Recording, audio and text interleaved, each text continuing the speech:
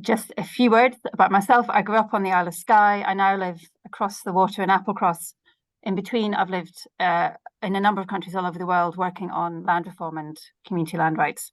And I also work with as the local development manager with the Applecross Community Trust, the local development trust in Applecross. So I'm now going to let the other representatives of the Land Commission introduce themselves. Andrew, would you like to go first?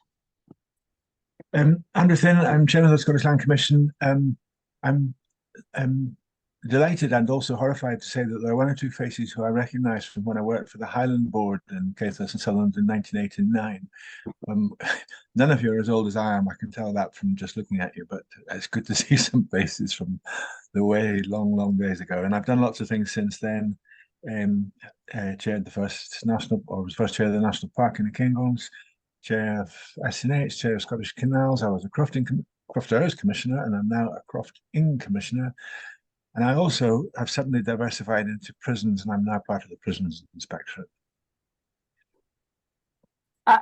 Thanks, Andrew. Just to say that we will be focusing on Andrew's role as a land commissioner this evening, not trying to touch on all those other areas. Well, you could talk about prisons if you like. Thanks, Andrew. Emma, would you like to go next? Hi, yeah, lovely to see people. A few familiar faces for me too, mostly from the Northwest 2045 group. So thank you for coming this evening. I'm Emma Cooper. I'm the head of land rights and responsibilities for the Land Commission. So I lead our programme of good practice, and I work with landowners of all types to help them think about what good practice looks like. Thanks. Thanks, Emma. Lauren, would you like to go next? Yeah, good evening, everybody. My name's Lauren MacLeod. I'm one of the land commissioners.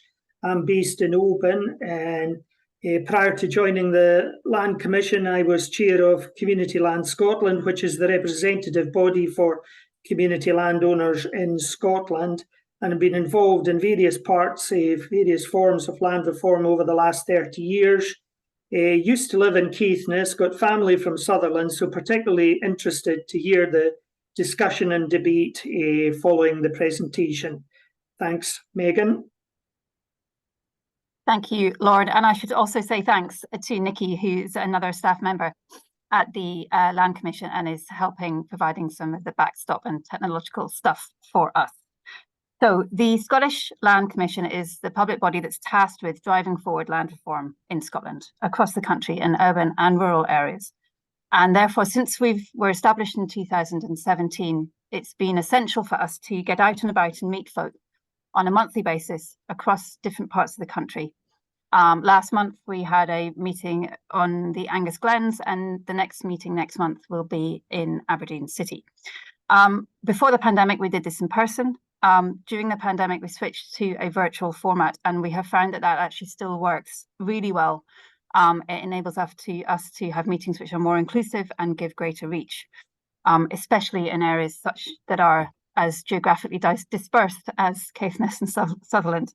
However, there are some downsides of having these meetings online rather than in person, because we miss out on having the opportunity to have a chat and over a cup of tea and a biscuit after the meeting with you all individually.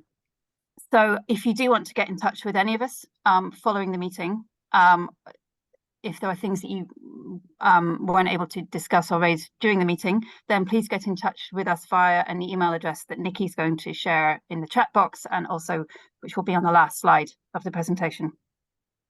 So this is a significant period of change when it comes to Scotland's land. We're seeing rapid changes in land in Scotland's rural land market. We're seeing competing demands for land increasing, which are having significant impacts on local communities, whether it's local communities trying to acquire a piece of land or an asset for their own development, aspirations for providing affordable housing, or land needed for other development opportunities and meeting our net zero targets. And this all has a very significant impact on the effort to sustain rural and island communities, for example, tackling problems such as depopulation and ensuring we have economic growth across the whole country. So we also see land reform being just as important in urban areas, and the vacant and derelict sites that we know are still there very much in the centre of Wick Town are examples of the need to ensure that that land in urban areas and assets in urban areas are brought back into productive and beneficial use. We've got some huge opportunities also at the moment with the Land Reform Bill, which is coming up, will shortly be launched in Parliament. We've got the Agricultural Bill, which has recently been launched. We've got a Community Wealth Building Bill and the Human Rights Bill, just to name a few things which are going to impact on Scotland's land reform ambition and its journey. So the purpose of this meeting this evening is to tell you a bit about who we are and what we are doing and why we think land reform is important to areas such as Caithness and Sutherland, but most importantly to hear from you about what you're involved with in terms of land reform, what's exciting and maybe what's bothering you, what questions you have, or if you have some suggestions for what we should be doing. So the format of this evening's meeting is that after I've done a quick round of housekeeping, I'm going to hand over to Andrew, who's going to do a short presentation, and then we'll have some question and answers from everybody. And I'm going to be a strict chair and aim to finish at 8:30. So in terms of housekeeping, as you will have already seen, this webinar is being recorded. It will be on our YouTube channel eventually. So you're welcome to keep your videos on or turn them off as you wish. There was information at the start on that earlier slide about our privacy notice. Any participants are welcome to ask questions. You can either do that through raising your hand, through using the raise your hand function and asking it in person, or you can use the chat box to ask questions, or also just to respond to each other and respond to some of the links and various details that Nikki's going to be putting up there during the presentation to particular pieces of our work. We'd love to have your feedback on this public meeting, so there'll be a link to a survey at the end of the session. And now, without further ado, I'm going to hand over to Andrew, who's going to make a short presentation. Thank you. Megan, thanks very much. And all I'm going to do is tell you very little about our work. There's some people who attend these public meetings don't know anything about what we do, and it just helps the discussion. The main point of this is to talk to you and listen to you and all the rest of it, as Megan has said. But before I do that, Megan, I think this is your last public meeting, because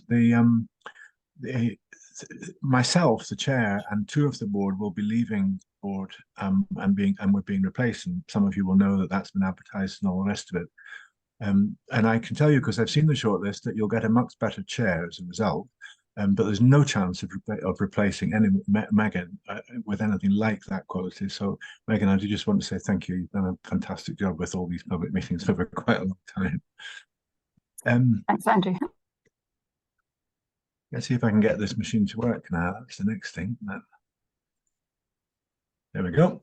So, just a reminder of what land reform is, because I think sometimes people get confused about that, because it's actually quite a lot of things. So most people know, if you live in Scotland, you can hardly fail to be aware of the so-called land question, the fact that we have one of the most concentrated patterns of ownership, land ownership in the Western world, and certainly in Europe. And that as a consequence of that, and I think it's important to be clear about that, it's not just that very few people have lots and lots of acres, but as a consequence of that, very few people have lots and lots of power. And I cannot underline that enough. It is not about some sort of nonsense about the politics of envy and, you know, he's got more acres than me, or she's got more acres than me. It is about the fact that power is inequitably distributed across Scotland, and that's not healthy in any economy or any democracy. So that's central to land reform, and I'll come back to that theme. Most people also know that land reform is something to do with tenants' rights, tenant farmers' rights, but also crofting rights. In 1886, Scotland did an extraordinarily bold and actually quite innovative thing at the time. And some would argue that land reform has never been as bold since. So tenants' rights are central to land reform, to agricultural as well. But suddenly we've got all sorts of other issues now coming forward that are land reform issues. Suddenly, Scotland is becoming a mecca for people who want to invest in land and then use it to sequester carbon and flog carbon credits to people. And there's also a huge inflow of money from all over the world, from people who think that they're going to be able to sell biodiversity credits, so-called biodiversity credits in due course. And that's changing the whole picture, changing it radically. Land prices are rocketed up to a point where most ordinary communities couldn't afford to buy it and make sense of the maths. And at the same time, there's a real concern that actually all this capital that's coming in doesn't even have its roots in Scotland, even maybe not even in Europe. And that somehow, all this will happen to communities without any say in the matter and without any benefit. So there's a real concerns around all of that, which are land reform issues. Megan mentioned the vacant and derelict land, and I'm just going to underline it, and I'll say a bit more in a minute. But vacant and derelict land, that's one of Scotland's shames, actually. Scotland has some appalling vacant and derelict sites that have lain vacant and derelict since the Second World War in some cases, and blighted communities, particularly in West Central Scotland, less so in the Highlands, but you don't have to live in anywhere near the Northfrost factory or in Wick to know that there are vacant sites all over the place. And dealing with that is a land reform issue. We cannot allow people to just sit on that long-term on a speculative basis. Community ownership's comparatively new. I sat in a pub in Lochinver in 1991, I think it was, and helped the group that plotted the Aston Crofters group that plotted the takeover there. And that was, at the time, people said, "Oh gosh, that's terribly radical." Whoa, whoa, whoa. People all over Scotland, communities all over Scotland, are buying up and taking over the running of all sorts of things, and it is not just land. It is buildings, it's bridges, it's cinemas, it's toilets. That's just down the road from where I live. It's toilets, it's all sorts of stuff. So there's an amazing movement taking place there. I think over the next 20 years, I think we're going to start thinking about new ways in which land rights can actually be owned and distributed and controlled.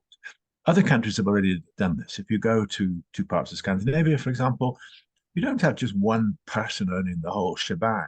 The rights are actually shared in different ways.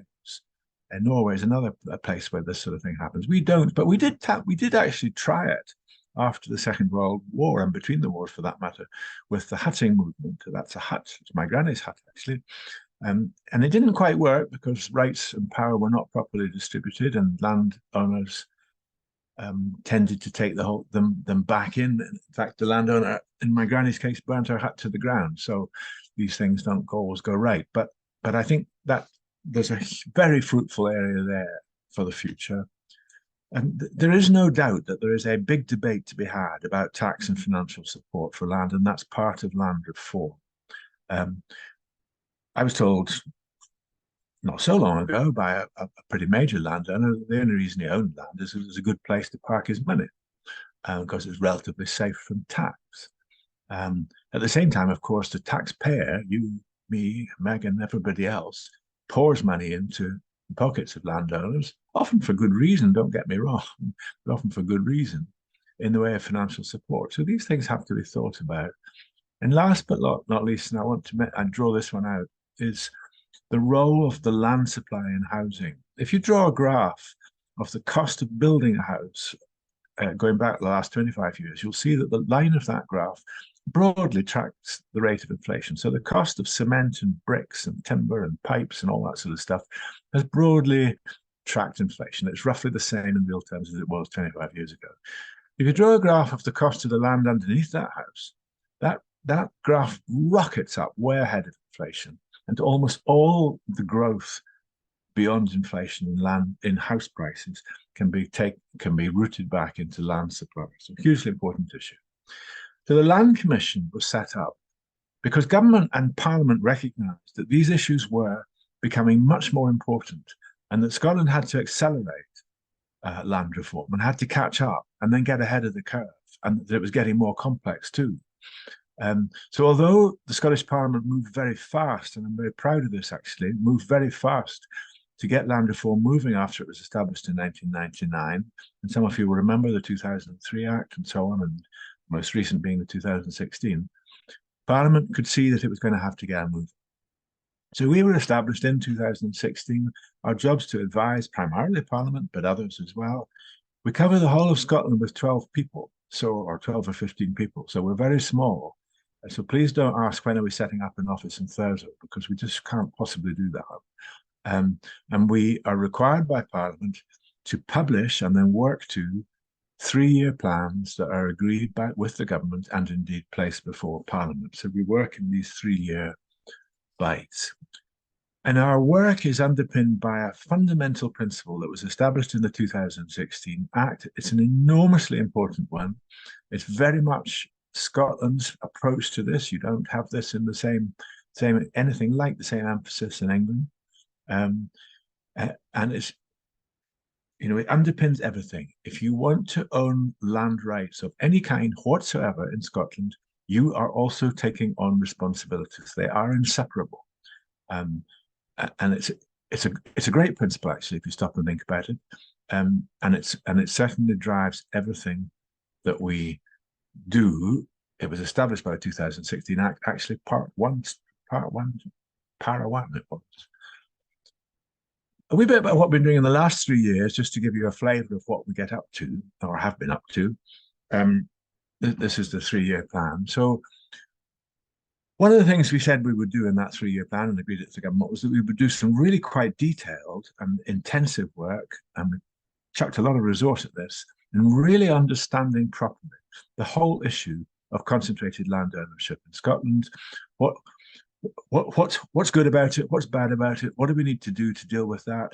And so on and so forth. And government said then, and they remain committed to it, that on the basis of our advice, depending on what we said, they would bring forward some sort of legislation. So we worked away at that. And in particular, we drew out this issue of power and the localized monopoly of power, because it's hugely important. If one person owns all the land, all the houses, the petrol station, the hotel, and goodness knows what else, in one area, that is a local monopoly by any stretch of the imagination. And that, on the whole, however benevolent, and I make no comment about the people who own things, there's nothing wrong, they're just people like anybody else. But it's a monopoly, and it's not a good thing. And a monopoly where, more often than not, it's a monopoly that's inherited by someone who didn't get their job by virtue of promotion and competitive interview or whatever, but just by virtue of birth, makes it even less healthy. So we drew all that out.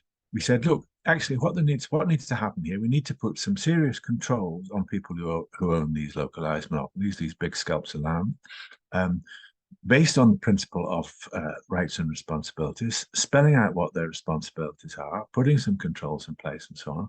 But we went further and we said, look, it's actually normal in 18 other countries in Europe that when significant pieces of land are sold or transferred, there is a public interest test to examine that transfer. That's a normal thing in 18. An unremarkable idea, for example, in France. Of course you would do that. You don't just pass land on to any old person. You have a look at it. So we recommended that we bring that in Scotland for transfers over a certain threshold, and we didn't particularly have a strong view about what the threshold would be. That's for elected politicians. But over a certain threshold, there should be a public interest test. And if it looks like a monopoly is being transferred from one person to another, there should be the power to intervene in the public interest and say, look, actually, you're going to have to put a chunk of that. You might have to subdivide it, or you might want to put a chunk of that into crofting tenure, which then reduces the monopoly power, or whatever. There's lots of ways in which we could do it. So we said all that. There was a consultation. That's what the land reform of the Net Zero Nation was. And there will be, according to the Butte House Agreement, a land reform bill published by the end of the year. So we're all kind of sitting with bated breath, actually, to see what that looks like. We also continued to work on community ownership, because it's such a big thing and it's got huge potential. It's amazing what's all been achieved already, actually. It's been developing since about 91. Initially, it was crowdfunding. It was all privately funded. Places like Egg, Knoydart, North Harris, but that was all private money. There was no public money in there. And actually, about 75% of people in the Western Isles now live on community land. It's all sorts of things. There is some legislation that provides right to buy, but it's limited because European Convention on Human Rights, which translates into the UK Human Rights Act, protects property rights unless there is a clear public interest justification for intervening. And that's right, because our economy is based on this concept of people property rights being pretty robust so that people have the confidence to invest and all the rest of it. But equally, it can't be right in absolutely every circumstance that the person with the biggest checkbook buys more human rights. There must also be a point at which the public interest kicks in. So we're still working on that. Lauren, who's going to be listening to you and talking to you later, chairs a leadership group, which is great because it's helping to move this forward. And we continue to advise government as this evolves, because it's a changing picture, actually, and a very interesting picture. We have this good program, a good practice program, which Emma leads. I think it's been fantastic, actually, and I was hugely delighted when I was at the Scottish Lands and Estates AGM to hear the Chief Executive of Scottish Lands and Estates tell everybody that our good practice guides and protocols were the script that they should all be following. So that helped. That saved me telling them that. That was really encouraging, and we'll see what happens.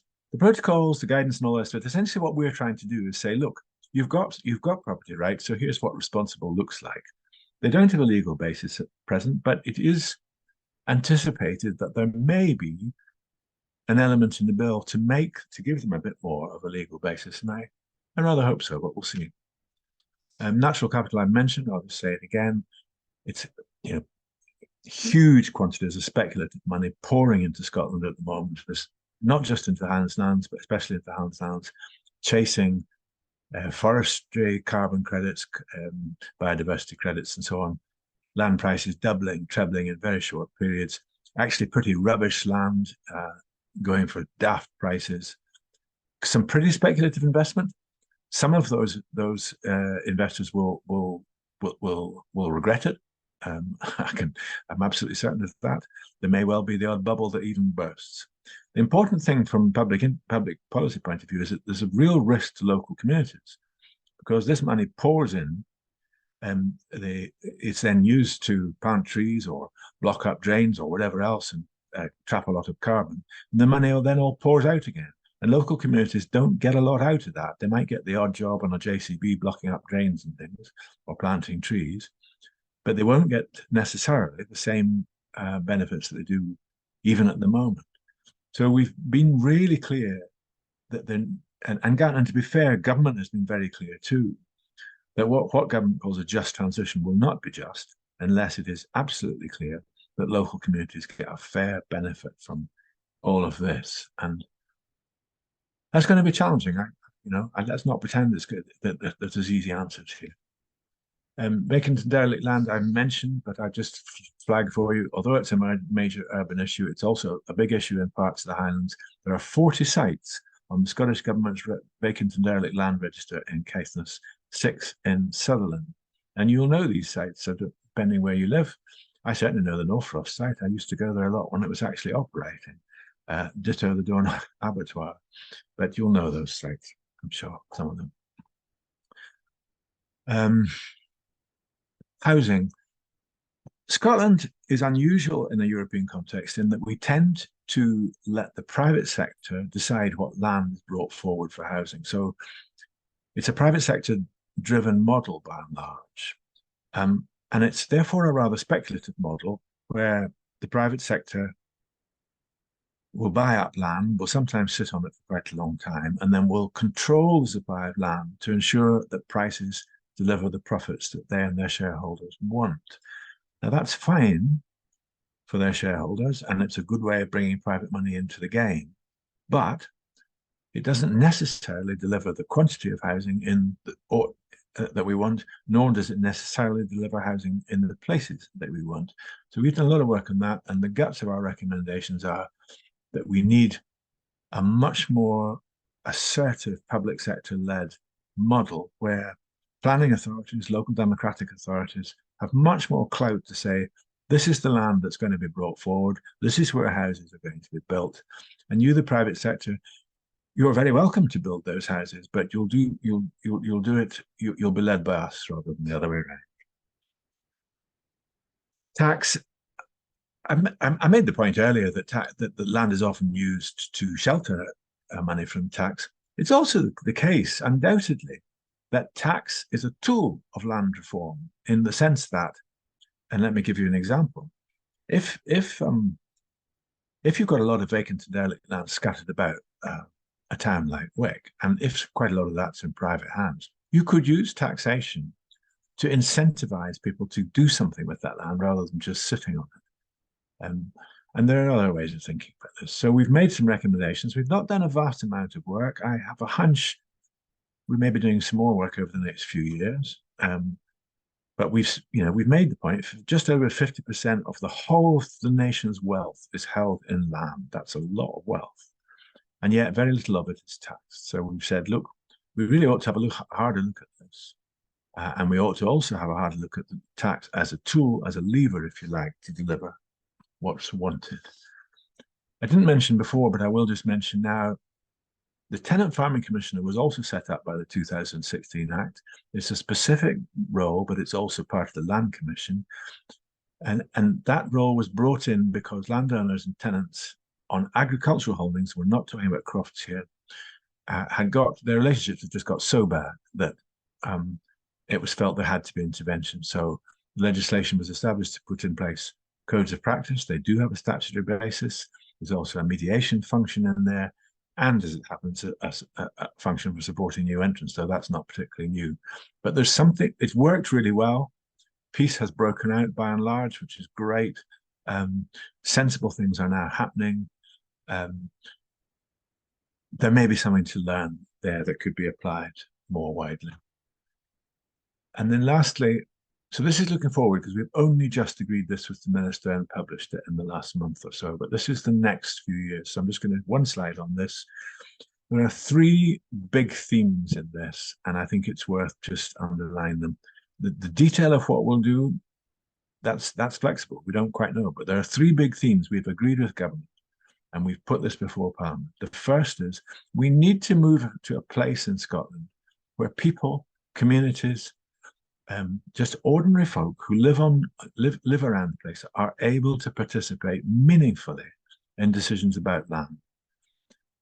If you like, it's kind of democratizing the way in which big land use decisions are made. I'm not saying decisions about whether to put potatoes in that field or barley in that one. I'm talking about big picture decisions like turning an entire glen over to forestry, these sorts of things.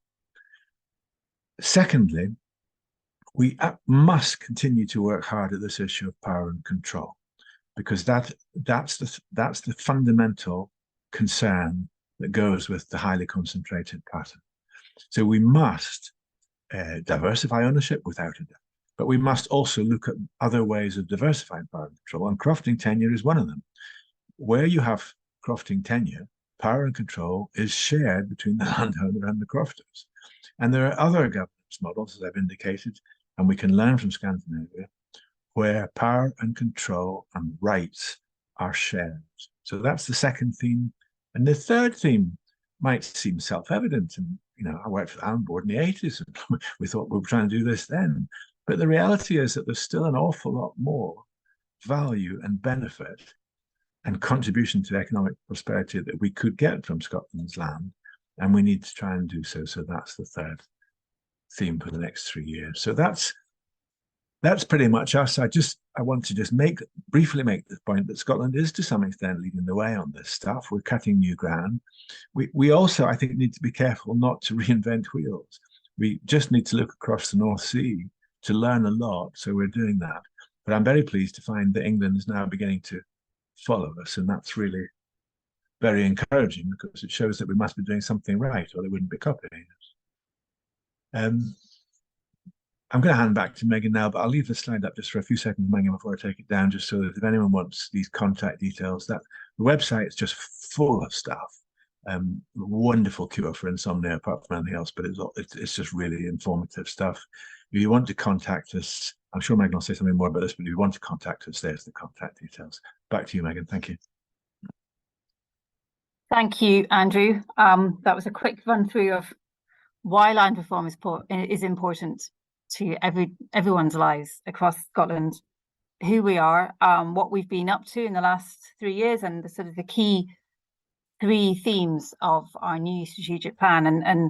And as Andrew said, this is one of my last public meetings as a land commissioner, and I'm very excited about what's in that new strategic plan and these themes around people, power, and prosperity. So it's a fantastic it's a fantastic strategic plan and set of issues to hand over to the next commissioners, and to see how the work develops over the next few years.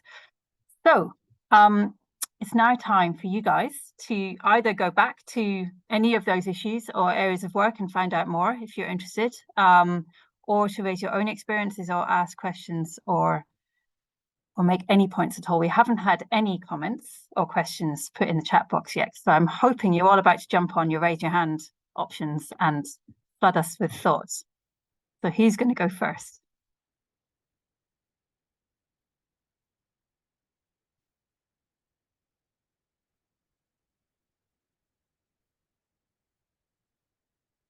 Come on, there's got to be someone on a rainy Wednesday. It's not actually a windy Wednesday night. Who's going to ask a question? Dorothy, go ahead. I'm going to ask how you're going to. It's a great idea to enable people to participate and influence the decisions in how land's used, but how is that going to be enforced? How are they going to make that happen? You can say it, but I've seen lots of examples of where you can give an opinion, but if somebody much more powerful or much more wealthy wants to do something, you can't enforce it. So how is that going to be enforced? Okay, thanks, Dorothy. So Emma, first, if I could maybe hand this to you first, just to talk about what's happening in the good practice program and the protocols, and that what we're doing at the moment in terms of getting this embedded is responsible expected behaviour currently. And then maybe Lauren, would you be able to say a little bit more about how what we expect how those powers might be strengthened in terms of enforcement in what's proposed in the new land reform bill? Thanks. Over to you, Emma. Thanks, Megan, and thanks, Dorothy, and nice to see you.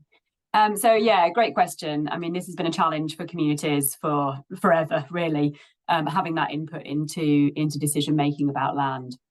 And it's something which comes up time and time again through our good practice programme. We've got a set of protocols, and one of them is about community engagement, although they all talk about community engagement in some way, shape or form. The protocol suggests that, or the expectation in the protocol, I should say, is that where there is a significant decision about land, something that will impact on the community in a significant way, landowners should be engaging formally, properly, carefully with communities. Now, we know that doesn't always happen. And where that doesn't happen, if people let us know, we can get in touch with the landowner and have a chat with them about what the expectations are. Those expectations have been set really clearly by government. They have guidance on engaging communities in decisions relating to land. And of course, we have a whole planning system which deals with that kind of decision making about land as well to go alongside that. We also seek to embed those kind of expectations in conditionality of public funding and in other ways too. And that's been a more recent area of work for us. So, for example, working with Scottish Forestry to make sure that if people are accessing public money, there are increased expectations for how they engage with communities. Now, that's an ongoing piece of work, as it is with other public bodies too, in terms of the funding and the licenses and permissions that they grant. But that's something that we're working to ensure really reflects that government policy permission a bit better in the way that public funding is used. We've also been seeking to embed that better in things like the Woodland Carbon Code and the Peatland Code. And we've seen a bit of movement on that in both of those over the last couple of years. And hopefully we'll see a little bit more as well on that. Working with UK government on UK-wide nature market standards. So again, we're just trying to find all the different hooks and the ways in which we can ensure that landowners of all types, whether that's community or private or public, have got lots of incentive to engage with communities as it is at the moment. And Lauren can talk more about how we might see that come through in legislation. Thanks. Thanks, Emma, and thanks, Dorothy, for the question there. Obviously, as was laid out earlier by Andrew, the Land Reform Bill should be published in draft form by the end of December. But I think indications are that perhaps community engagement will be one of the key issues within that. And as Emma points out, at the moment, this is a protocol which a landowner can basically disregard. We hope they don't, but they could, because there is no legal force behind that. But giving the comparative example of the work of the Tenant Farming Commissioner, the Tenant Farming Commissioner has got codes of practice which have legal underpinning.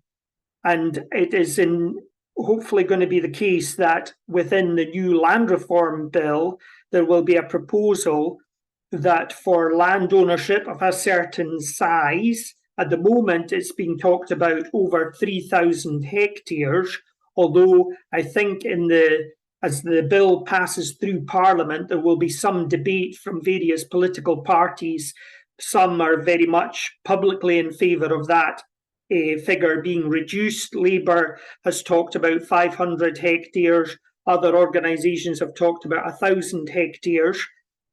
But it could be that community engagement, the kind of protocol that Emma outlined previously, could have a legal underpinning, which would mean that there would have to be absolutely meaningful community engagement with communities affected by land ownership of scale and the monopoly situations which can develop in those circumstances. So that's maybe just a brief outline of where things might go with the new land reform bill. So I'll just pass back to Megan. Thanks. Thank you, Lauren. Thanks, Emma. The other legal framework, I suppose, that's worth mentioning at this stage, of course, is the Human Rights Bill, because as Andrew mentioned, at the moment, the recommendations that we are able to make and the recommendations that then eventually end up coming into legislation, which around strengthening the expectations and responsibilities on landowners are to some extent curtailed by making sure that everything is in line with the European Convention on Human Rights, and whereas what is being proposed in the Human Rights Bill, which is also I think the consultation on that has just finished last month, would give a greater weighting to what are called the economic, social and cultural rights. So the rights relating to land, which are separate from just pure private property rights. And if those rights are incorporated into Scottish law, as that bill proposes, that will also enable greater obligations to be placed on landowners to make sure that the economic, social and cultural rights relating to land, the right, for example, the right to food, the right to housing, are being given greater weight, both at the sort of policy level in legislation and also in terms of how individual landowners are expected to behave on the ground. So that is something that's a separate piece of legislation which is happening on a different time frame through Parliament. Is slightly behind the land reform bill, but we do expect that to also change the general sort of landscape of all of this as well. We've had a question in from Liz. Liz, shall I just read this question out? So this is, can you tell us a bit more about the Community Land Accelerator and how that will work? Andrew, would you like to say a bit about this, and maybe I'll ask Emma to add a bit after that? I'll say a little bit. I just want to quickly add to that conversation before, that we need to get to a place where if landowners do not behave in a manner that reflects what we're asking in terms of properly engaging people in decision making, then they won't get access to public funds. These are the levers we've got, and let's use them. So I just wanted to chuck that into the mix. I tend to be a bit blunt on some of these things. Sorry. The Community Land Accelerator. So this I assume is referring to the Crown Estate Initiative, and we'll see how it goes. It's a good idea, and it's not just about the Crown Estate.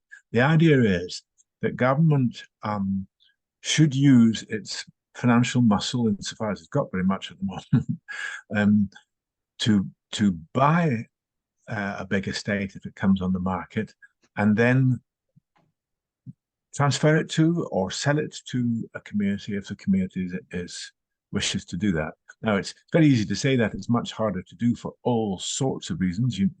You for one thing, you'd want to be reasonably confident the community did want to acquire it and was capable of doing so. But for another, there's a whole raft of issues around financing that. So it's not an easy idea, but it's a good idea.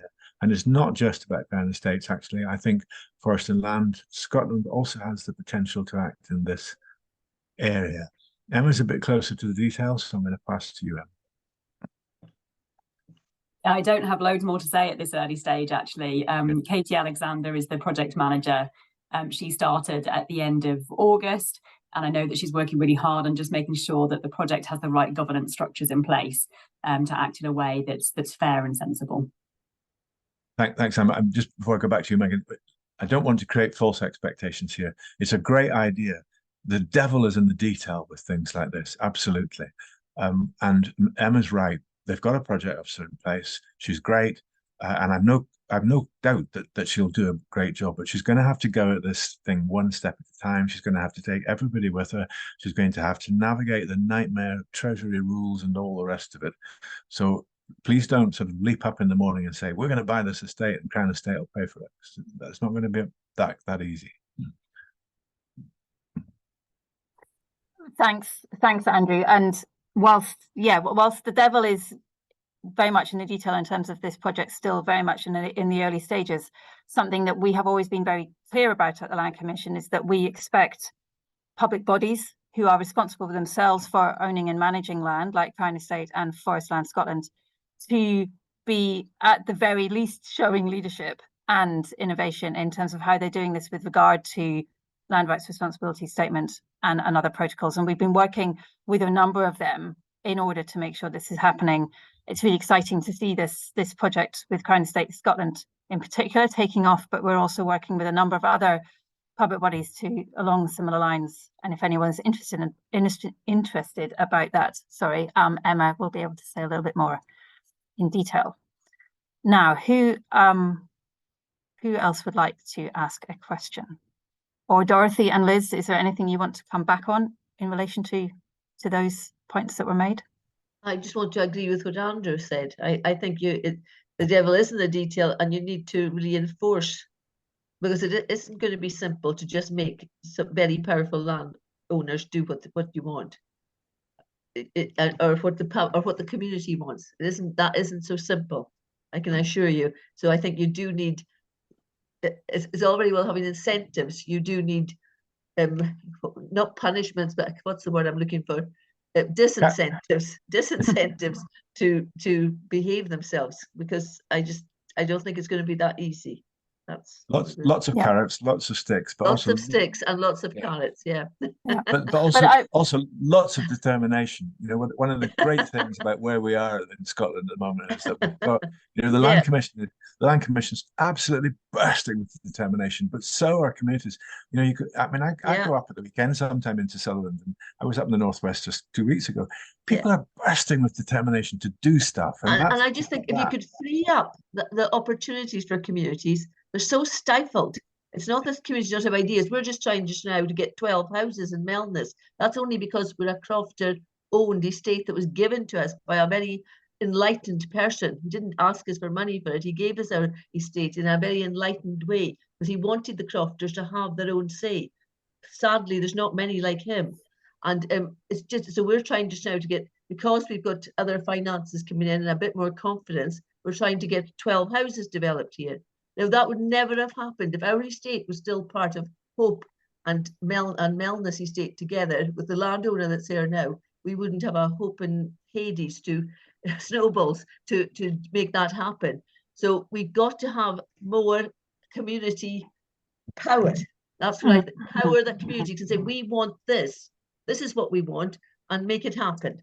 That's what absolutely. And you know, like I said at the beginning, we've been holding these kind of meetings every month for the last nearly 7 years, and every time I join one of them, I'm blown away by the determination and the hard work of community groups on the ground. And they're all mostly just volunteers. Exactly. You know, and volunteer directors working so many extra hours, and staff, you know, keeping things afloat. It's so important, and it's the really ideas inspiring. Are there. They just don't have the means, and they don't have maybe the land to do it. Exactly. And but just to go back to this point about needing to have the devil in the detail, one of the things that Emma and her team within the Good Practice Programme have been doing, which is going to be so important if and when we see the land rights and responsibilities statement becoming something which is embedded within statute, is building up a body of experience over the last 5 and 6 years about how these protocols are implemented in practice, what kind of guidance is needed in what particular circumstances, what works, what doesn't. And there's a huge body of case studies and evidence there. And that's also going to be really important. We're like Asset Crofters. We have about 60 members that are members of Mellin's Crofters. And in our constitution, I think it's an Asset too, because they helped us. When we got our estate, we were great pals with them, and people came down and helped us set up our constitution. And in it states that we have to, although it's members that are crofters, it's crofting members, in our constitution it states that we have to help our community. We have to do things for our community. That's why we're doing this housing. It's not for crofters only. I was counting the other day, there's about 15 households in this village since we got the estate in 2097, 95, I should say, that have homes now due to Mellin's Crofters. And very few, they're not all crofters. In fact, the majority of them are not crofters, but it's due to our actions to make that happen. So these things can happen, and you can put it into community group constitutions that they have to help their community. They have to do things to engage the community and help them. And that's in our constitution. Yeah, absolutely. Thanks, Dorothy. That's really interesting. Ian, you've had your hand up for a little while now. Thanks for being patient. That's okay. Thanks very much. I'm sitting in Wick, so I understand what Andrew's talking about in terms of dereliction here. But I'm actually here representing. I'm a trustee of the Scottish Civic Trust, and we're particularly interested, obviously, in the built heritage, but increasingly natural heritage as well. And I just wonder where the heritage, the built and the natural heritage, sits within the Land Commission's thoughts, ideas. Could you make that question a little bit more specific? Are you thinking about in terms of our own program of work, or? Yes, just what sort of views or activities or interests is there in developing and helping to develop that and secure the natural and the built heritage. Okay, that's really helpful. Andrew's waving his hand around, so I'll hand over to him and then see if Emma or Lauren, you want to add anything after that. Well, it's just extraordinarily timely because I'm meeting tomorrow morning at 9 o'clock with the chairman of SNH, or it's called NS or Nature Scot nowadays, but I still think of it as SNH, because there is no question that part of responsible, what is responsible, includes responsible care for and management of Scotland's biodiversity assets. We've got massive assets, so it is absolutely relevant. And that doesn't mean to say we're going to take over SNH or take over anybody actually, but it does mean that we need to work with these bodies, and I think you're right to flag it. We need to work with these bodies to make sure that built into whatever comes forward in terms of codes or protocols or anything else is proper, responsible care for Scotland's natural assets. Absolutely agree with you. Thanks, Andrew. Lauren or Emma, is there anything you want to add? Emma, Yeah, I'll just add that it is one of the principles in the Land Rights and Responsibilities Statement is that sense of good stewardship, both of buildings and land. And actually, in this conversation, when we talk about land, we're very much talking about the built assets on that land too. So we've reflected that in one of our protocols. It's called Good Stewardship, and it talks about ensuring that your landowners are making decisions which respect that heritage, respect that culture, that take into account the different impacts of across all those things: social, economic, cultural, environmental, take into account all of those impacts that they can have when they're making those decisions about how land is used. So it's something that we absolutely consider to be really important. Just touching briefly on your comment around vacant derelict land, we're just starting to do a review at the moment of the recommendations we made previously in partnership with a number of other organisations to see where we go next with that. So watch this space next year for more on that.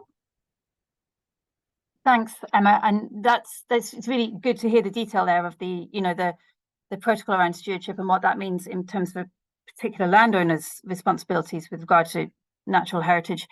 Of course, another piece of work that we have been deeply involved with is the development of the regional land use partnerships, which are looking at what kind of mechanism can be set up to enable stakeholders at a regional level, so sort of below national authority level, below local authority level, but above a single landowner level. What is the process to make sure that the right decisions are made about how land in that area can be prioritized, and how different options for the use of that land in terms of, reaching the net zero targets, thinking about protection of and promotion and regeneration of our natural heritage, thinking about addressing depopulation, thinking about affordable housing, thinking about transport, thinking about all the other needs that are required and need to be met by land in that particular area. And the regional land use partnerships are a mechanism by which everyone involved in a particular area can get together and start making a plan for doing that. So Northwest 25 is an example of an area where they are undertaking a similar process in terms of thinking about how to meet various different priorities. And we've been very much trying to provide advice and guidance from the local level up to that kind of regional level in terms of how these various different objectives that relate to how a piece of land is used can be met in a way that meets multiple government priorities in a particular piece of land. Boyd, you have got your hand up. Would you like to go next? Thank you. Apologies, because one, my camera's not working, and two, I stepped away from the meeting earlier to see my daughter, so I may be asking a question you already covered. But two questions I have is, did you bring up an issue when you're discussing or thinking about land ownership? Did you come to a conclusion or a recommendation of how much is too much? And did you come to a conclusion or recommendation on nationality or any other issue that you feel should exclude somebody from being a landowner? Okay, thank you, Boyd. Andrew, would you like to have a go at answering either of those? And then maybe I'll see if Lauren wants to add any more details. The question of what's too much is essentially one for government, because it's essentially a political judgment. I mean, there isn't a right or wrong answer to that. What we've said is that concentrated power leads to monopoly. That's not in the public interest. It's not in the interests of local communities. The government then consulted on 3,000 hectares. The consultation response, by and large, I think, said that was too high. It should be lower. It should be 1,000 or whatever. And I think the Labour Party have now actually come to a policy position of 500 hectares, that is. But I don't know what will be in the bill. So let's wait and see. I just don't know. And frankly, I think these are all arbitrary numbers. What matters is that we're all very clear that what we're in the business of doing here is dealing with a problem created by local monopolism of power over land. On the international point, no, we didn't come to a view on that. And I think we have to be careful, actually. Just because you come from another country doesn't make you any necessarily any better or worse as an owner of land. What we want to, I think the position that we've said is we shouldn't have a structure in Scotland where any one person can cause that too much havoc. And that also brings up the inheritance point, but I have to admit I get into trouble for, but I'll just say it again. If one person as an accident of birth suddenly acquires the power to decide how thousands of acres of land are used, that's not necessarily a good thing. But they don't. They may well be born in Holkirk or somewhere. It doesn't really matter. So we haven't come to a view on that. And the second thing I'd say on that is, let's recognise that Scots invest all over the world, and people from all over the world invest in Scotland, and that's very good for our country. And we don't want to sort of just launch into that without very careful thought. And I'm not saying there aren't arguments. There are arguments, actually. And there are some other countries in Europe that do limit foreign ownership. So that there are arguments for it. I think I would want to think through very carefully, are there not better ways to ensure that the public interest is delivered without starting to shut people out? Because if you do start shutting people out, you also shut out the inward investment, which is not necessarily good for our economy, and you make the assumption that somehow Scots are going to be better, and I think that's not necessarily a right assumption. That will probably stir up lots of comments for you, Mike. Thanks, Andrew. Lauren or Emma, have you got anything to add to this? Well, I'd only come in briefly. I don't think that I've got much to add to that. Just to see that in the initial consultation in advance of the land reform bill being published, there was also mention that in islands, even though they have the general 3,000 hectare threshold or whatever it may become, there will be special criteria for islands. Obviously, if you have a very small island that is owned by one individual, then you really do have a concentrated land ownership situation. So those small islands would also come under the remit of the new land reform bill. Thanks, Megan. Thanks, Lauren. I mean, I think that's a really important point, and it's something I want to build on as well in terms of a response, which is that in the recommendations we made to government about how to deal with concentrated power and monopoly ownership, we very much focused on not just the size of ownership, but really about how a piece of land is owned and what the impacts are. And we only have to look at the way in which the mismanagement of a very small vacant and derelict site in the middle of a town or city can have a very, very detrimental effect on the communities living around us, to see and to know that it's not just simply a question of size or scale. And I do think sometimes we get too bogged down in whether it's 3,000 or 1,000 or 500, when really it's about how the land is managed and if it's being done in a responsible way. And I just hope as the bill moves forward, we don't end up again getting bogged down in the numbers rather than thinking about the more qualitative elements of whether or not a piece of land is being managed in a way which delivers public benefit for local communities and for the wider economy and our wider national objectives as well. Andy, you wanted to say something? Yeah. Well, there's a question about Russian oligarch owners from Ewan, which I think is a very fair question, actually.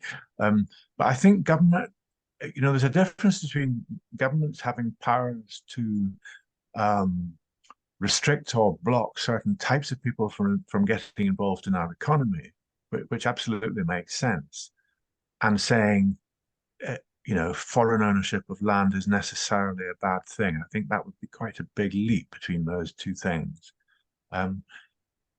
So, I recognize this is an extremely sensitive topic, and I recognize that there are legitimate arguments for saying, actually, it should only be people who live here who own land. I get that. After all, you can't be a crofter if you don't live there.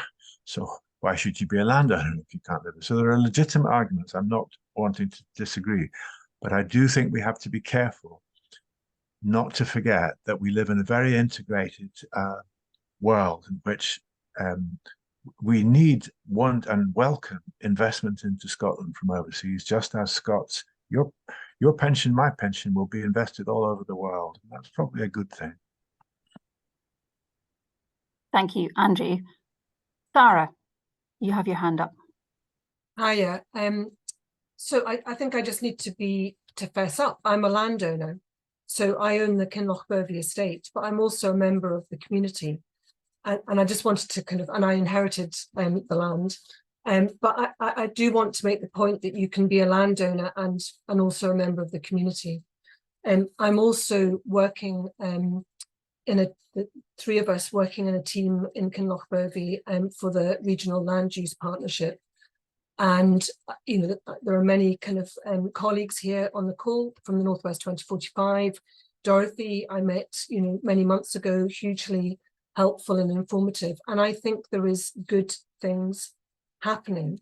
I think the way that we are trying to work in Kinlochbervie, and we've been having conversations in the last 6 months with a huge number of individuals, and I think we've got a clear understanding of the themes that are coming out about land use.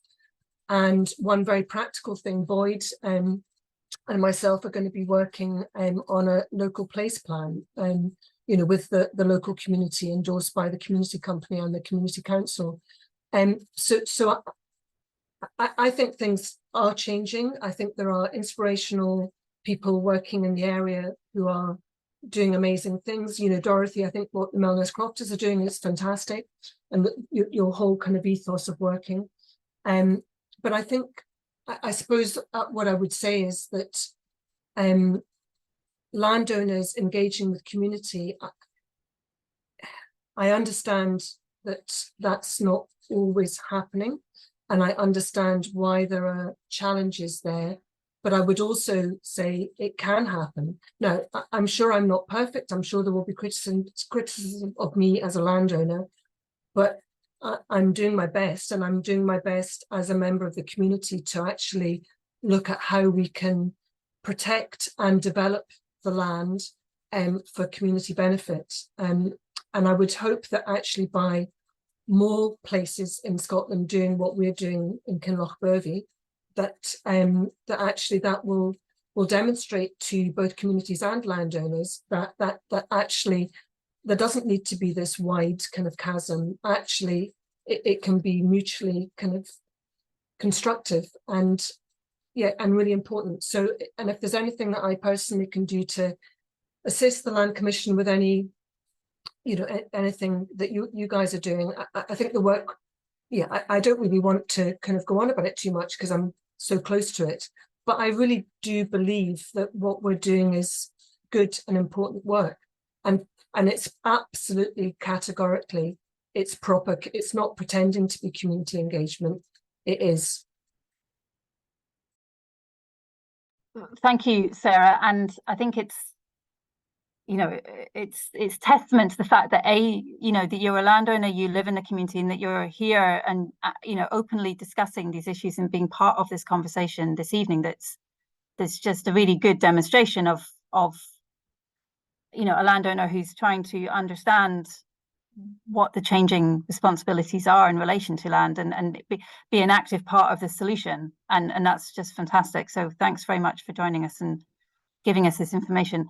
Andrew, I can see your hand up. I was just going to say, Sarah, we are always looking for, you know, a better understanding of particular situations and case studies. And Emma's already put her email into the chat box. So maybe if you dropped Emma a line, Emma, is that okay? And then, you know, to discuss if there's any way in which we can, you know, help capture what's happening up around Kinlochbervie with all the different things you're doing, that would be really helpful.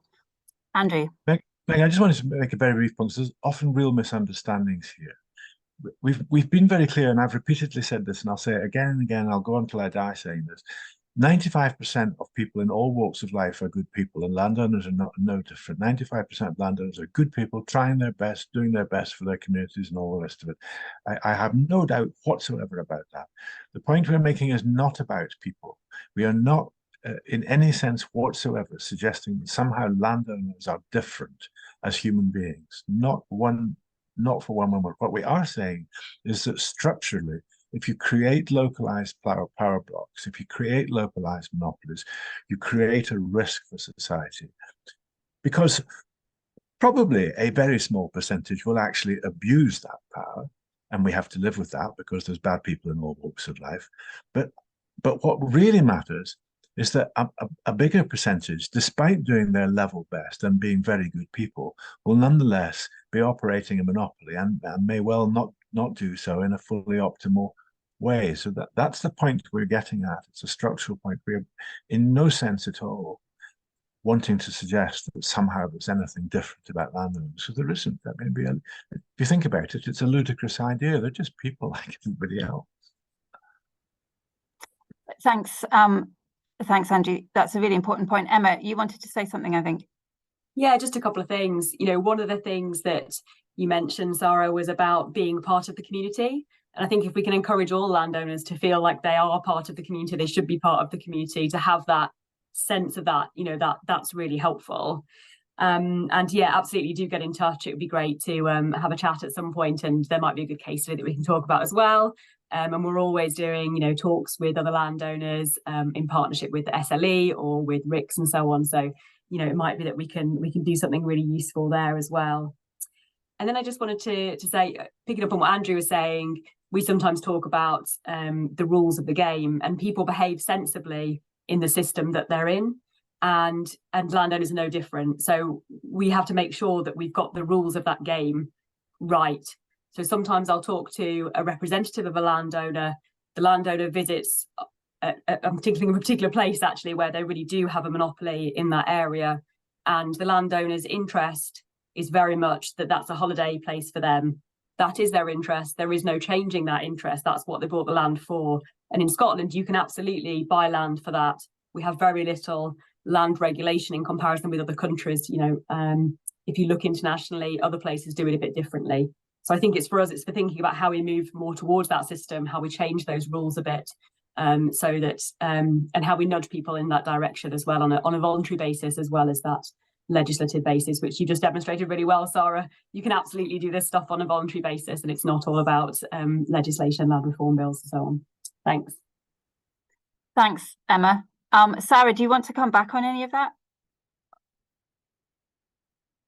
No, that's fine. Thank you very much. That's great. Okay, great. Thank you. Ewan, you've got your hand up. I do. I thought Dorothy had hers up too, but I'll go anyway, since yours is down now. I will endorse everything that Sarah said. She is, of all the landowners I've ever met, she's the nicest one and does a power of work in our community, and we're delighted to work with her on the Arl up in the Northwest 45 and the Ferns, etc., etc. So well done, Sarah. Couple of questions. First one, SCDI, the feasibility study that came out, you know, as a vehicle to help communities, you know, to purchase land on behalf of communities, then either lease it or sell it back to them.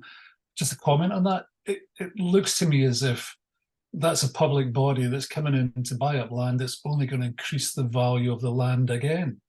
I'm kind of surprised by that one. Second point, identity of landowners. Have you done any work on identifying a lot of these offshore corporate landowners? Because, you know, working in the Development Trust in Assen, trying to identify who owns particular parcels of land that we might think would be suitable for development, for housing, etc., or infrastructure work is nigh on impossible. There's a lot of it is hidden behind factors who can't tell you who employs them, and it's a nightmare itself. The Labour Party notion of 5,000 hectares, was it 500 hectares, as a maximum, that notion of, you know, having a maximum, how would the community owners like the Assen Foundation with 17,000 hectares cope with that? How would we have to parcel those up and do them down by townships? I'm being a bit facetious with that, but it just seems like if we're, you know, this is a community that has a huge tranche of land that's surrounded by a ransom strip, how would we have to break that up? And last one, I sort of touched on it, the offshore ownership.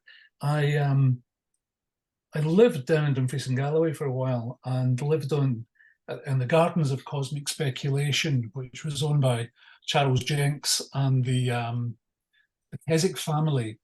And I rented a lovely garden cottage from them. It was very nice, beautiful gardens. But the oddest thing was that the ownership of their estate was held in an offshore Caribbean island, which they in turn rented back, the family trust rented back to family members for a nominal sum so that they'd avoided all sorts of taxation. Have you been exploring that kind of thing? Because that to me is an affront to what land ownership should be about, that you avoid all taxation and responsibilities by sheltering offshore. That's me. I could have gone on for more, but I think 4 is enough. Thanks, Ewan. I think we'll probably spend the next 20 minutes discussing those 4 points, but And I would say the football's on as well, so I will stay to the end. Okay. Well, I will maybe try and deal with the sort of transparency of land ownership and offshore question, and then I don't know, Andrew, whether you want to come in on the question around the SCDI feasibility study, and then Lauren and Emma, if there's anything you want to say. Emma, you can talk on that as well. So, yeah, I mean, the question of the need for greater transparency in land ownership has definitely been something that we have been thinking about and talking about since we were established. As you probably know, Ewan, the 2016 Act, which created the Scottish Land Commission, also introduced the Register of Controlling, or introduced in Parliament the intention to establish a register of which would improve information being made available publicly around the beneficial owners of land, and that register was ultimately introduced as the Register of Controlling Interest. So we've been watching how that has been developing. It was supposed to be coming into force April 2023. There's been an extension, so it'll be 2024 before it becomes obligatory on landowners to provide the beneficial ownership details. So it's been slightly, at the moment, we've been holding our breath in terms of giving advice on further work that's needed there, because we want to see how that register functions. Also, this is an issue which is sort of crossing complicated devolved and reserved powers. So there are other registers such as Companies House and another register around foreign ownership of land, which is held at the UK level. So it is something which is relatively complicated, but we absolutely understand that from a community's perspective, it's very difficult to know where to even start finding out what type of entity owns your land and therefore which register you need to go to. And this has been something which has been become more apparent as we've been releasing these annual reports updating the status of rural land transactions, where the land register in Scotland isn't, because of the various ways in which that information is the delays in terms of transactions being registered on the land register and the limits in terms of what you can access have also been highlighting to us the broader need for greater transparency and public accessibility for all of this kind of data. And that's something that we're actually some of our staff in the office are in conversation with land registered staff, the Register of Scotland staff who are responsible for that register. So it is something that we are looking at in terms of it's something we're looking at, and it's something we're very much aware is limiting the progress of land reform in particular areas. The question around offshore companies and use of tax havens is again something that we are very much aware of. It comes up very frequently in these kind of public meetings. This is something which is reserved to Westminster, and there are separate pieces of legislation underway in development there. It's not been something that we've explicitly worked on because of that, but it definitely has been something that's come up in our work on taxation and things. Maybe Lauren, I don't know if you want to say anything else about that. But so those are the two things I was going to say about sort of the general problem of lack of information about land ownership. The other thing I just wanted to say in terms of the 500 hectares, Andrew, I saw your comment in the chat box. The intention of any kind of size threshold that's not being proposed at the moment as a maximum limit on land ownership. That's the threshold at which it would trigger a public interest test when that land is being transferred, or would trigger the requirement of a statutory land rights and responsibilities review, which would be a statutory review to the extent to which the land rights and responsibilities statements are being met in practice on the ground. So it's not at this stage, no one is proposing that this becomes a maximum size threshold. This is about what size of land holdings would be captured by these additional obligations in terms of responsible land management. Andrew, was there anything else you want to add on this or respond in terms of the SCDI recommendations? Yeah, I'll be brief on this. Dorothy wants in, so I'm going to be very quick. So I think the question was, whether this idea of an accelerator where the public sector buys land and all the rest of it, whether that would drive up prices. There's lots of factors driving up prices, and we're publishing pretty much annually now regular reviews of what's happening and why. I simply can't envisage the public sector intervening in this market at anything like the scale that would impact prices. As compared with, the vast wall of speculative money that's coming in for natural capital, for example, where the public sector is already intervening extremely heavily and driving up prices is through forestry grants, which is undoubtedly inflating prices. And so there are things we could actually do that might actually deflate prices, but I don't think there are lots of pros and cons about the SCDI stuff and the accelerator stuff, but as a driver of prices, no, I don't think so. Thanks, Andrew. Emma, did you want to say anything about that? No. Okay, Lauren, is there anything you'd like to add around the sort of tax Could side of only things? perhaps add something about our tax work. Our tax work has kind of centred on looking post-COVID at getting vacant derelict land back into use and not creating any more derelict land. We also looked about the possibility of using aspects of land and building transaction tax at targeting concentrated land ownership. We also made a recommendation about bringing all properties onto the land valuation role. So perhaps in the future, the Land Commission may look at additional items in relation to tax. And even though, you know, powers are reserved to Westminster, that doesn't stop us also making recommendations to Westminster in relation to tax. So it perhaps could be something that is looked at in the future in terms of offshore ownership and taxation. Thanks, Megan. Thank you, Lauren. Dorothy, you've got your hand up.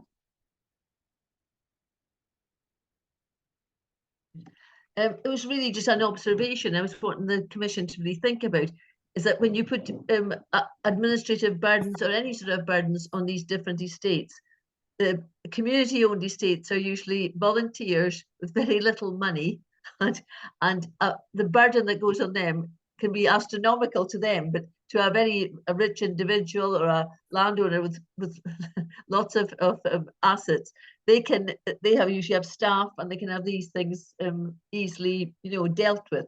And I just wondered if you're going to differentiate between the different types of estates, no matter what their size is, in that way.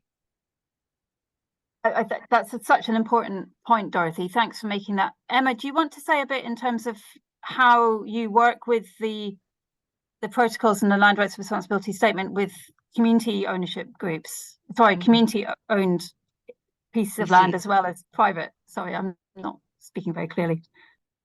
Yeah, absolutely. For the most part, when we work with a landowner, we find that they can put into practice all of the things that the land rights and responsibilities statement says they should. And that's an important piece of evidence if we think about making that a statutory requirement. We also pretty consistently find that the community-owned organisations find it easier, in part because of that whole engagement element, which they already have built into their governance structures, if that makes sense. So in that sense, community landowners are often a little bit ahead of others because they've already got that bit. Also because their objectives are often very much aligned with what the land rights and responsibilities statement is saying. Whereas other types of landowners might have very different purposes for owning the land, very different, you know, objectives for it. So for them, it's trickier to weave these things in and more complex. But absolutely recognise, you know, that question around the burden for voluntary-led organisations in particular. And I think there's some really careful consideration that Scottish Government's going to need to do around what that size threshold is for expectations in the land reform bill, but also whether there are any other kinds of criteria that put an organisation in that set of expectations or not in that set of expectations. Yeah, and I would just like to say that Sarah's doing a great job, Sarah, in Killarberry, because her statement about it being genuine. She's in that community and she's genuinely engaging. What I find is it's often, in other cases, it's just a tick box exercise, and there isn't that level of genuine engagement. Yeah, so and you know, it's absolutely not easy, is it? No, it's not. I managed land for a community for a short while. It was not easy. Absolutely, you know, accept that. It's certainly a challenge. Thanks. Okay. Thanks, Emma. Thanks, Dorothy. Sarah, would you have your hand up again? Yeah, and that's so nice that people are being supportive. So thank you. I just wanted to come in about the financial thing. I think one of the barriers for myself, so I've always been part of the community. I went to school here, not the whole way through school, but some of it. Always been back and forth with my parents being here, and I'm now living here kind of predominantly, probably since COVID. But one of the barriers I personally had about proper engagement with the community, I think, was because I thought I needed money and I didn't have money. So our estate had never had money. I won't go into all the details, but you know, we didn't have it. So, and I kind of, I suppose in my head, I kind of was like, well, if as a landowner, perhaps I'm meant to have money that I can, you know, use to develop this, that, and the next thing. And that was, I was kind of probably scared of engaging with meaningful things with the community. And I think probably the last few years, with the help of many people here and others, and just understanding that actually the communication and listening and talking, you don't have to have money, you just need to have engagement. And there may be other landowners like me. So there will be landowners who've got loads of money and are engaged. There will be landowners with loads of money who are not engaged, but there might well be a lot of people like me who want to do stuff, but don't quite know how to do stuff.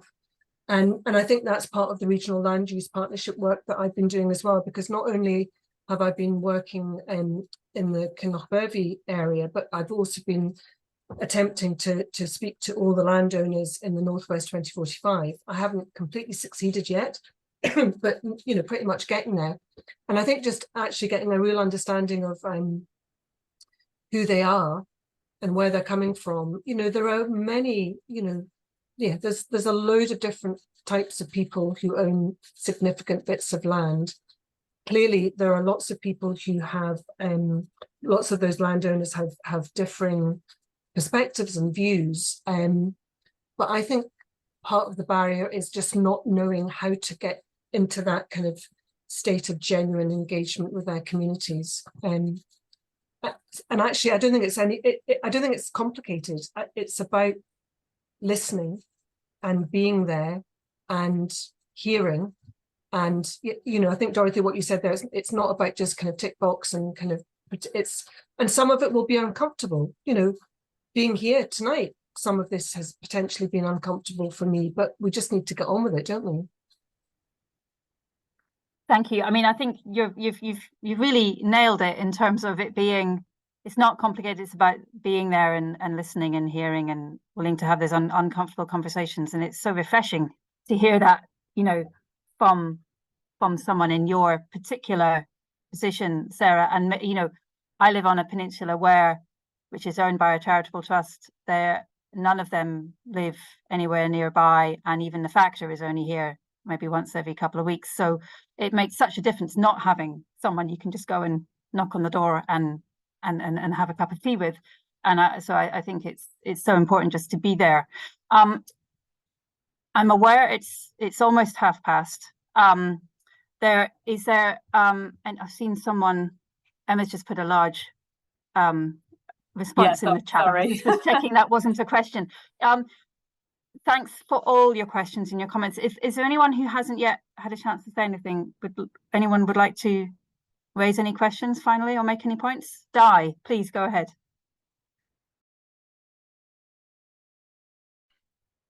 Just to say, first of all, well done. Well done for existing in the first place. Well done for all the marvelous work you've done since.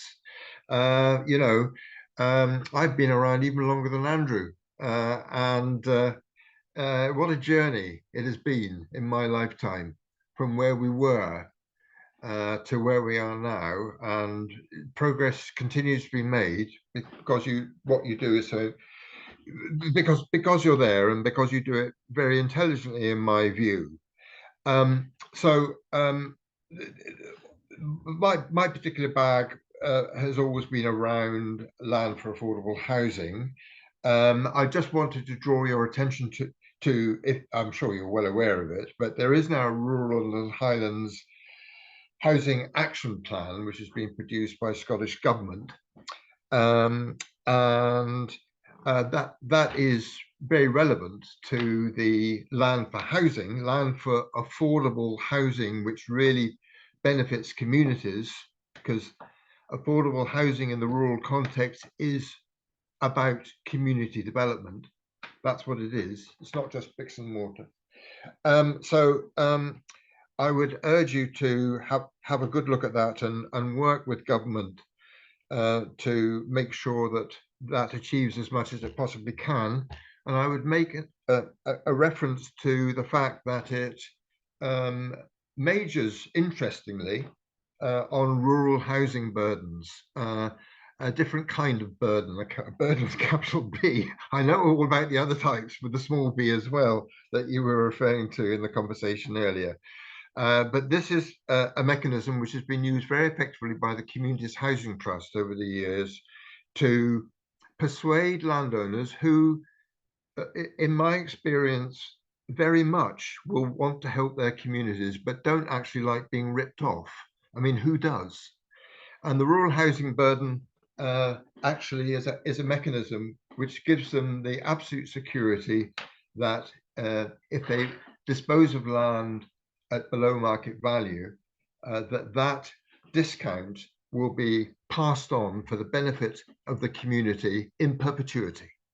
It's an astonishing bit of work which was done in 2003 under the Titles, Conditions Scotland Act.